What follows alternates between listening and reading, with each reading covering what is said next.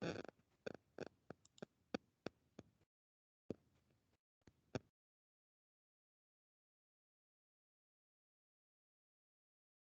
ora koutou katoa. Welcome everyone to week 1 of the NFL fantasy playoffs. Congratulations to all those who have made it. It's been a long season, or an extra long season for us with the extra 1 week. But I'd just like to congratulate those who have made the top 8. It's been our biggest season ever, and yeah, it's been a crazy season. We've had a lot of weird things happen, a lot of injuries, a lot of heaps of different stuff. We've had probably the most competitive season besides us African brothers down the bottom of the table. And yeah, it's been good. So what I'm going to do this recap is I'm purely going to have a look at I'm just going to review the playoff matchups and see what's happened. We won't look at the bottom 8 until next week, so we see who's playing off for that the bottom spot. So we'll look at that next week, but we'll look at the player matchups for the playoffs in the Premiership now. And the other video we'll look at the Championship, which will be extra spicy as well. So very excited. So I'm lucky enough to have made it into the playoffs this year. Unfortunately, my team is not looking that good.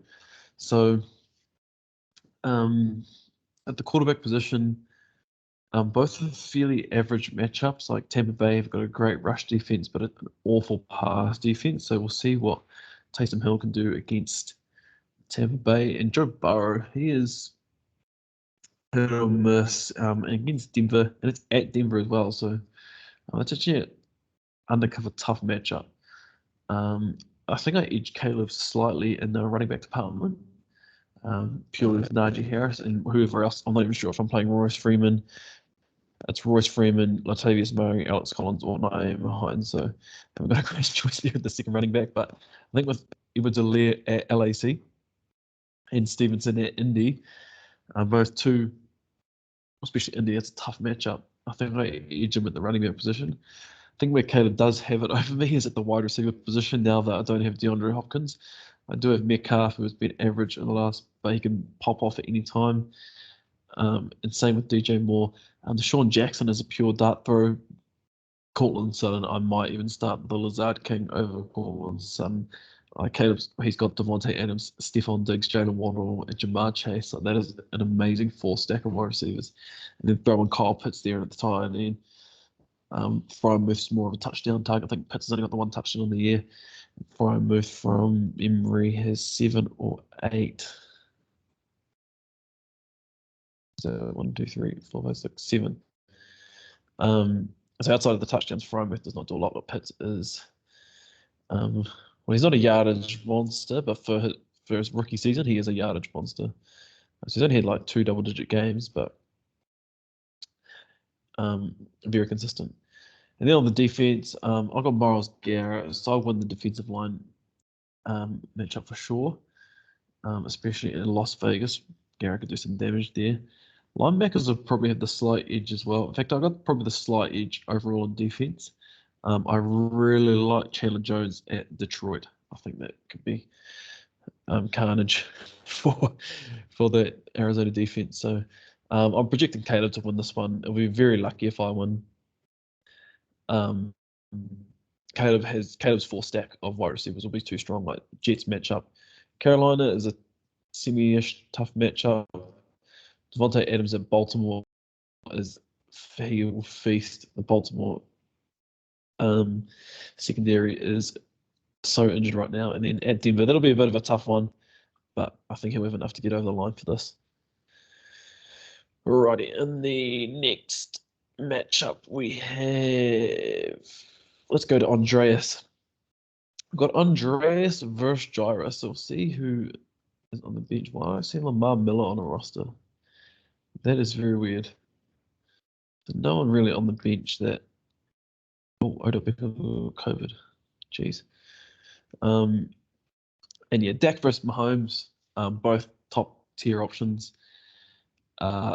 Dak probably has a better matchup against the Giants, but you never know. With Mahomes, you can torch anyone. Kamara, obviously, top 5 back in the league. Penny, we'll see about Penny. Not sure about, he played the Texans last week, so it's a bit of a throwaway game. Duke Johnson, DeAndre Swift. Does Swift going to play? Unlikely to practice. So we'll see. He's been out for the last few weeks now. So, and then Arizona, I don't like the matchup. So Dre is up at the running back position. He's also got Chuba down here, and he's got a Gibson. So I do like his running backs. Godwin, CeeDee Lamb, Michael Gallup, Dallas Goedert. I probably like this 4 better than this 4. Even though Tyreek Hill is in there, these are lottery tickets. And actually, all 3 of these guys are lottery tickets. Godwin is a beast. In fact, Godwin's been outperforming Hill as of late, but you never know with Hill. Trey, Chris Wormley, that's average. Brian Burns is obviously a beast. And I feel like Josh Allen, wouldn't know for the stats, but Josh Allen feels like he gets sacked a lot. Avonte David, Javondre Campbell, good linebackers. I don't like this 3DB look, but Dallas throws the ball a lot. There'll probably be a lot of tackles there. Jesse Bates, will see how he goes against that heavy rushing offense of Denver. And then Minka. You never know with Minka. And then on the other side, we've got Micah Parsons, Harold Landry, Derwin James. Good God. What a defense. Who's he starting at DL? Okay, he's got Cam Jordan on the COVID list. So hopefully for Gyro, Cam Jordan comes off that COVID list. I like that defense. That is a sexy defense. So this is a real tough one. I think I'm gonna have to. It's a 50-50. If Kansas City hits, we'll know by tomorrow if Dre's going to win or not. If Kansas City hits tomorrow, Dre will win. If Kansas City doesn't, he's going to have a tough time winning. Gyro should beat him out. So we'll know tomorrow who's going to win that matchup. The next matchup, we've got Sam versus Cam Richardson. So Cam made the playoffs at 7-7. So he is actually the home team in this matchup versus the 10-4 Sam, who obviously we know his whole team is Josh Allen, Dalvin Cook, and Jonathan Taylor. He has nothing outside of that. Oh, he does have the LA Rams #1 wide receiver, Van Jefferson. We know he's got Joe Bosa on D, who I feel like he's had a quiet year. He had a quiet year. Not like prolific. He's had a good year. DeForest Buckner, Holcomb and Leonard. He's actually got a solid defense as well. But yeah, his team is 100 points here. If he doesn't get 100 points from these guys, he's not going to win. And then on the other side, Cam has Aaron Rodgers. Like this is not a horrific team. Not Waller, Lockett, Sanders, Michelle. It's not a bad team. He just probably has struggled with injuries. This is a bad defense, though. Although Robert Quinn has been tearing it up as of late. Yeah, he has been killing it. And then Poyer is always a good option. Drew Tranquil, Eric Kendricks has been having a bit of a beast of a season, but nothing on the D line. Actually, no, sorry, I lie. Hendrickson's been having a year. Was he like 8 games in a row? 1, 2, 3, or 5. 9 games in a row. So I lie. But Sam should win this. I mean, we've got Josh Allen at Carolina. Dalvin Cook doesn't matter who he's playing, and Jonathan Taylor doesn't matter who he's playing either. So Sam should win this easily. And then in our fourth matchup, we got Jamie, the Juggernaut 12-2 team, taking on Ben Tui. If Lamar Jackson doesn't play for Ben, he is pretty toast, I reckon. Like Jamie with Tom Brady, Cordarrelle. I've talked about Jamie's team so many times this season. Zeke, Cup, Debo Samuel, James Conner. Doesn't even matter who else in the team. And he's got Nick Bosa on defense. Wagner, Schobert, this guy, Curse. He's come out of nowhere. He's been having a beast of a season. And Fred Warner. So I don't see Jamie losing at all.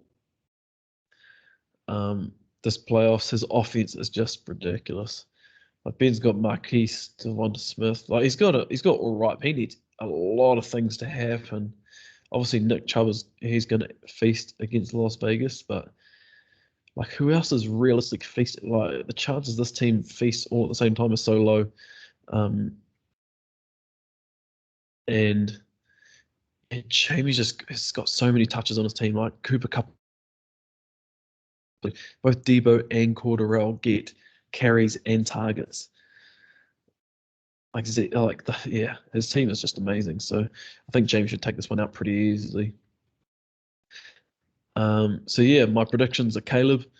I'm gonna say Gyro for Caleb, Gyro, Sam, and Jamie. So there we go.